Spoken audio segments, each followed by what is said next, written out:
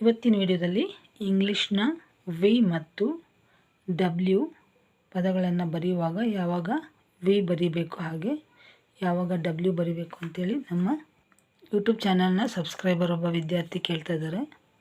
So ಇವತ್ತಿನ ವಿಡಿಯೋದಲ್ಲಿ ಇದರ ಬಗ್ಗೆ ನೋಡೋಣ. ಅದಕ್ಕಿಂತ ಮೊದಲು ನೀವು ನಮ್ಮ ವಿಡಿಯೋಗಳನ್ನು ಮೊದಲನೇ ಬಾರಿಗೆ ನೋಡ್ತಾ ಇದ್ದರೆ ವೀಕ್ಷಕರೇ, ನಾನು ಈಗಾಗಲೇ ಸುಮಾರು 750ಕ್ಕಿಂತ ಹೆಚ್ಚು ವಿಡಿಯೋಗಳನ್ನು ಹೀಗೆ ವಿವಿಧ ವಿಷಯಗಳಿಗೆ ಸಂಬಂಧಿಸಿದ ಹಾಗೆ ಅಪ್ಲೋಡ್ ಮಾಡಿದ್ದೀನಿ.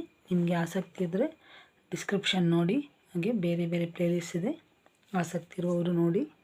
ಇದರಲ್ಲಿ ಕನ್ನಡ ವರ್ಣಮಾಲೆ, ಅಕ್ಷರಮಾಲೆ ಅಂತೀವಲ್ಲ, ಸ್ವರಗಳು, ವ್ಯಂಜನಗಳು, ಹಾಗೆ ಕನ್ನಡ ಇಂಗ್ಲೀಷ್ ಕಾಗುಣಿತದಿಂದ ಹಿಡಿದು ಒತ್ತಕ್ಷರಗಳು, ಹಾಗೆ ಇಂಗ್ಲೀಷ್ನ ಪ್ರಾರಂಭಿಕ ಕಲಿಕೆಯ ಬಗ್ಗೆ ಕೂಡ ಇದೆ. ಈಗ ಮೊದಲು ವಿ ಇಂದ ಪ್ರಾರಂಭವಾಗುವ ಕೆಲವು ಪದಗಳನ್ನು ಬರೆಯೋಣ, ಕೆಲವು ಹೆಸರುಗಳನ್ನು ಬರೆಯೋಣ. ಈಗ ನೀವು ಬರೆಯೋದಕ್ಕೂ ಕೂಡ ಕಷ್ಟ ಆಗುತ್ತೆ, ಓದೋಕ್ಕೆ ಬರುತ್ತೆ ಆದರೆ ಬರೀಲಿಕ್ಕೆ ಬರೋದಿಲ್ಲ ಅಂತಿದ್ದೀರಾ, ಅದನ್ನು ಕೂಡ ಇದರಲ್ಲೇ ಮಾಡಿಬಿಡೋಣ. ನೋಡಿ, ಈಗ ವಿದ್ಯಾ ಅಂತ ಹೇಳ್ತಾ ಇದ್ದೀವಿ. ವಿದ್ಯಾ ಅನ್ನೋದು ನಿಮಗೆ ಓದಲಿಕ್ಕೆ ಬರುತ್ತೆ ಅಂತಾರೆ. ಈಗ ಬರಿಬೇಕಾದ್ರೆ ಏನು ಮಾಡಬೇಕು? ವಿದ್ಯಾ, ವಿ ಐ. ಈಗ ದ್ಯಾ ಅನ್ನುವಾಗ ಡಿ, ಇದಕ್ಕೆ ಯಾವತ್ತು ಇರೋದ್ರಿಂದ ವೈ ಇ, ಇದು ವಿದ್ಯಾ. ಈಗ ವಿನಾಯಕ ಅನ್ನೋವಾಗ ವಿ ಐ, ನಾಯಕ. ಇಲ್ಲಿ ಇಂಗ್ಲೀಷ್ನಲ್ಲಿ ಬರೆಯುವಾಗ ಸಾಮಾನ್ಯವಾಗಿ ಡಬಲ್ ಎ ಉಪಯೋಗ ಮಾಡೋದಿಲ್ಲ. ಈಗ ನಾವು ಕನ್ನಡದಲ್ಲಿ ಬರೆಯುವಾಗ ವಿನಾಯಕ ಅಂತ ಬರೆಯುವಾಗ ವಿನಾಯಕ ಅಂತ ಬರಿತೀವಿ. ಇದರ ಪ್ರಕಾರ ಬರೆಯೋದಾದರೆ ವಿನಾಯಕ. ಕೆಲವರು ಸಿಂಗಲ್ ಎ ಅಷ್ಟೇ ಉಪಯೋಗ ಮಾಡ್ತಾರೆ, ಅದು ಅವರವರ ಇಷ್ಟ. ಆದರೆ ವಿನಾಯಕ ನಿಮ್ಗೆ ಗೊತ್ತಾಗಿರ್ಬೋದು ಈಗ ಬರೆಯೋದು. ನಂತರ ವೀಣಾ ಹೇಗೆ ಬರೀತೀರಾ? ವಿ ಈ ಬರ್ತದ್ರಿಂದ ಡಬಲ್ ಇ. ಇದು ವಿ ಅಷ್ಟೇ ಅಲ್ಲ, ಇಲ್ಲಿ ವಿ ಅಂತ ಅಷ್ಟೇ ಇತ್ತು, ಅದರಿಂದ ಐ ಬರೆದ್ವಿ. ಈಗ ಇಲ್ಲಿ ವಿ ಅಂತ ಹೇಳ್ತಾ ಇರೋದ್ರಿಂದ ಡಬಲ್ ಇ, ವೀಣಾ. ನಂತರ ವಿಭ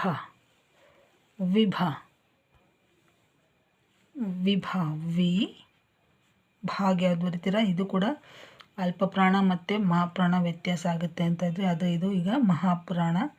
ಇಲ್ಲಿ ಬಿ ಎ ಬರೆದ್ರೆ ಅಲ್ಪಪ್ರಾಣ ಬಿ ಎ ಅಂತ ಬರೆದ್ರೆ, ಆದರೆ ಬಿ ಹೆಚ್ ಎಲ್ಲಿ ವಿಭಾ ಅಂತ ಇರೋದ್ರಿಂದ ನೀವು ಬಿ ಹೆಚ್ ಎ ಬರಿಬೇಕು, ಇದು ವಿಭಾ.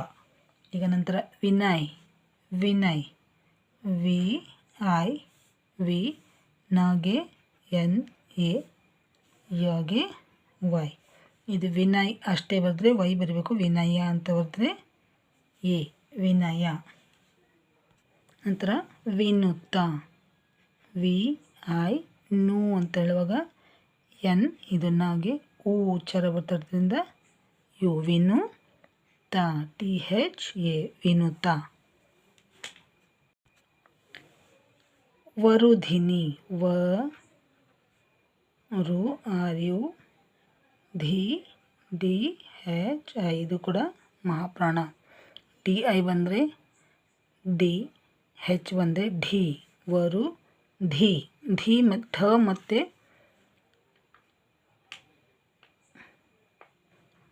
ಢ ಹಾಗೆ ಧ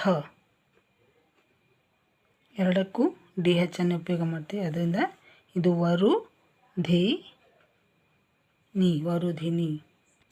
ನಂತರ ವೆಹಿಕಲ್ ವಿ ಇ ಎ ಉಚ್ಚಾರ ಬರ್ತದ್ರಿಂದ ವಿ ವೆ E H I C L E, vehicle. ನಂತರ ವಿಕ್ಟರಿ ವಿ ಐ ಕ್ಟರಿ. ಈಗ ಇಂಗ್ಲೀಷ್ನಲ್ಲಿ ಬರೆಯುವಾಗ ಎಗೆ ಎ ಉಚ್ಚಾರ, ಆ ಉಚ್ಚಾರ, ಯಾವ್ಯಾವ ಬೇರೆ ಬೇರೆ ಉಚ್ಚಾರಗಳ ಬಗ್ಗೆ ಈಗಾಗಲೇ ಕೆಲವು ವೀಡಿಯೋಸ್ಗಳನ್ನು ಮಾಡಿದ್ದೀನಿ, ಅದನ್ನು ನೋಡಿ. ಹಾಗೆ ಇಲ್ಲಿ ಸಿ ಟಿ ಓ ಬರಿತಾ ಇದ್ದೀವಿ, ಆದರೆ ಅ ಉಚ್ಚಾರ ಇದೆ. ಇಂಗ್ಲೀಷ್ನಲ್ಲಿ ಸ್ವರಗಳಿಗೆ ಬೇರೆ ಬೇರೆ ಪದಗಳಲ್ಲಿ ಬೇರೆ ಬೇರೆ ಉಚ್ಚಾರಣೆ ಇದೆ, ಅದರ ಬಗ್ಗೆ ವಿಡಿಯೋಗಳಿದೆ ನೋಡಿ. ಅದೀಗ ವಿಕ್ಟರಿಗೆ ಸಿ ಟಿ ಓ ಅಂತ ಬರಿತಾ ಇದ್ದೀವಿ, ಆದರೆ ಅ ಅಂತಲೇ ಹೇಳ್ತೀವಿ, ವಿಕ್ಟರಿ. ನಂತರ video V I D E O, video. ನಂತರ ವಿಶ್ವ ನೋಡಿ, ಕೊನೆಯಲ್ಲಿ ವಿಶ್ವ ಅಂತ, ಇದನ್ನು ಕೊನೆಯಲ್ಲಿ ಬಂದು ನೋಡಿ ವಿ ಹೇಳಿದ್ವಿ. ಈಗ ಎಸ್ ಎಚ್ ವಿಶ್ ಆಯಿತು. ವಿಶ್ ವಾ. ಇದರ ಬಗ್ಗೆ ಕೊನೆಯಲ್ಲಿ ಹೇಳ್ತೀನಿ ನೋಡಿ. ಇದು ವಿಶ್ವ.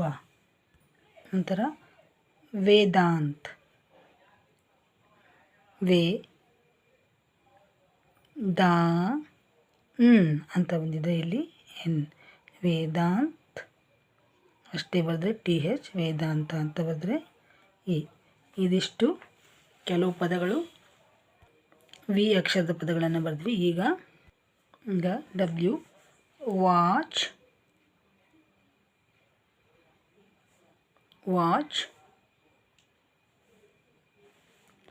ವುಡ್.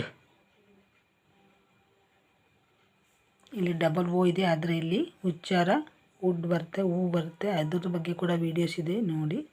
ವುಡ್. ನಂತರ wool. WOOL.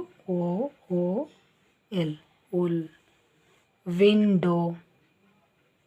WINDOW. Window. Water. Water. ನಂತರ ಸ್ವರ. ಸ್ವ. ಸ W. ಇದು ಸ ವ. ಸ್ವರ. ಸ್ವರ. ಸ್ವೆಟರ್. ಸ್ವೆ. ಸ್ವೆಟ್. SWEATER. ಇದು ಸ್ವೆಟರ್. ಹಾಗೆ ಸ್ವೀಟ್. SW. ಇಲ್ಲಿ EET ಬರೆದ್ರೆ ಸ್ವೀಟ್, EAT ಬರೆದ್ರೆ ಸ್ವೆಟ್. ಇದು ಸ್ವೆಟರ್. ಸ್ವೀಟ್. ಸ್ವಾತಿ. ಸ್ವಾತಿ. ಇಲ್ಲಿ ಕೂಡ ಕೆಲವರು ಸಿಂಗಲ್ ಎ ಉಪಯೋಗ ಮಾಡ್ತಾರೆ. SWA. ಸ್ವಾತಿ. ಈ ಥರ ಕೂಡ ಬರೀತಾರೆ. ಸ್ವಾತಿ. ನಂತರ ಸ್ವಿಫ್ಟ್. ಸ್ವಿಫ್ಟ್. ಸ್ವಿ. SWIF. ನಂತರ ಟ. ಸ್ವಿಫ್ಟ್. ನೀವು ಈ ರೀತಿ ಇಂಗ್ಲೀಷ್ನ ಪದಗಳನ್ನು ಬರೆಯುವಾಗ ಈ ರೀತಿ ಬಿಡಿಸಿ ಹೇಳ್ಕೊಂಡು ಬರೆದ್ರೆ ಬೇಗ ಕಲಿಬೋದು. ಇಲ್ಲಿ ಸ್ವರ ಇದೆ, ಇಲ್ಲಿ ಈ ವ್ಯಂಜನದ ನಂತರ ಐ ಇರೋದ್ರಿಂದ ಸ್ವಿ. ಇಲ್ಲಿ ಎಫ್ನ ಮುಂದೆ ಯಾವುದೂ ಇಲ್ಲ, ಅದರಿಂದ ಫ. ಇಲ್ಲಿ ಟ. ಸ್ವಿಫ್ಟ್. ಮುಂದಿಂದು ವರ್ಡ್ಸ್. ವರ್ಡ್ಸ್. ಸ್ವಾಮಿ. SWA. ಸ್ವಾಮಿ. ನೋಡಿ, ಇದು ಸಾಮಾನ್ಯವಾಗಿ ವಿ ಮತ್ತು W ಇಂಗ್ಲೀಷ್ನ ಪದಗಳನ್ನು ಬರೆಯುವಾಗ ಹೆಚ್ಚು ನೋಡ್ಕೊಳ್ಬೇಕಾಗುತ್ತೆ ಯಾವ ಅಕ್ಷರವನ್ನು ಬರಿಬೇಕು ಅಂತ. ಅದರ ಕನ್ನಡದಲ್ಲಿ ಕೆಲವೊಮ್ಮೆ ವಿ ಮತ್ತು W ಬರೆಯುವಾಗ ಬಳಸ್ತಾರೆ. ಈಗ ಇದರಲ್ಲಿ ಹೇಗೆ ಕಂಡುಹಿಡಿಯೋದು ಅಂತಂದರೆ, ವಿ ಉಚ್ಚಾರ ಬಂದಾಗ ನಿಮ್ಮ ತುಟಿಗಳನ್ನು ಹೇಗೆ ಬಳಸ್ತೀರಿ ಅಂತ ನೋಡಿ. ವಿ ಉಚ್ಚಾರ ಬಿಡುವಾಗ ವಿದ್ಯಾ ಅಂತಾಗಲಿ ಅಥವಾ ವಿನಾಯಕ ಅಂತಾಗಲಿ, ವೀಣಾ, ಯಾವುದೇ ವಿಷಯಗಳನ್ನು, ಹಾಗೆ ಇಲ್ಲಿ ವೆಹಿಕಲ್, ವಿಕ್ಟರಿ, ವಿಡಿಯೋ, ಈ ಥರ ಉಚ್ಚಾರಗಳನ್ನು ಮಾಡುವಾಗ ನಿಮ್ಮ ಕೆಳ ತುಟಿಯು ಮೇಲಿನ ಹಲ್ಲಿನ ಹತ್ತಿರ ಬರುತ್ತೆ, ಆದರೆ ಎರಡೂ ತುಟಿಗಳು ಸೇರುವುದಿಲ್ಲ ನೋಡಿ. ವಿದ್ಯಾ, ವಿಭಾ, ವೀಣಾ, ವಿನುತ, ಈ ಥರ ಎಲ್ಲ ನೀವು ವಿಡಿಯೋ, ವಿಶ್ವ, ಇವನ್ನೆಲ್ಲ ವೇದಾಂತ್ ಅಂತ ಹೇಳುವಾಗ ಎರಡೂ ತುಟಿಗಳು ಸೇರೋದಿಲ್ಲ. ನೋಡ್ತಾ ಇರಿ. ಅದನ್ನು ನೀವು ಉಚ್ಚಾರ ಮಾಡುವಾಗ ನೋಡಿ. ನಿಮಗೆ ಅಥವಾ ಗೊತ್ತಾಗಲಿಲ್ಲ ಅಂದರೆ ಕನ್ನಡಿ ಮುಂದೆ ನಿಂತು ಉಚ್ಚಾರ ಮಾಡಿ ನೋಡಿ.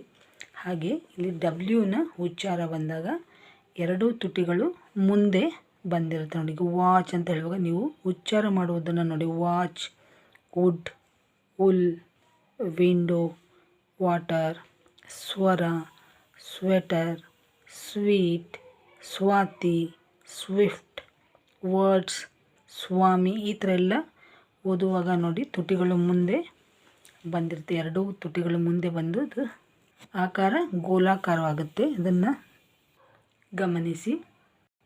ಈ ಪದವನ್ನು ಕೊನೆಯಲ್ಲಿ ಹೇಳ್ತೀನಿ ಅಂತಂದರೆ ನೋಡಿ, ಇದನ್ನು ಉಚ್ಚಾರ ಮಾಡುವಾಗ ಕೂಡ ನೀವು ಗಮನಿಸಿ. ವಿಶ್ವ, ಇದನ್ನು ಹೇಳುವಾಗ ನಿಮ್ಮ ತುಟಿಗಳು ಮುಂದೆ ಬಂದಿರುತ್ತೆ. ಇದನ್ನು ಗಮನಿಸಿ. ನಿಮಗೆ ಅರ್ಥ ಆಯಿತು ಅಂತ ಅಂದ್ಕೊಳ್ತೀನಿ.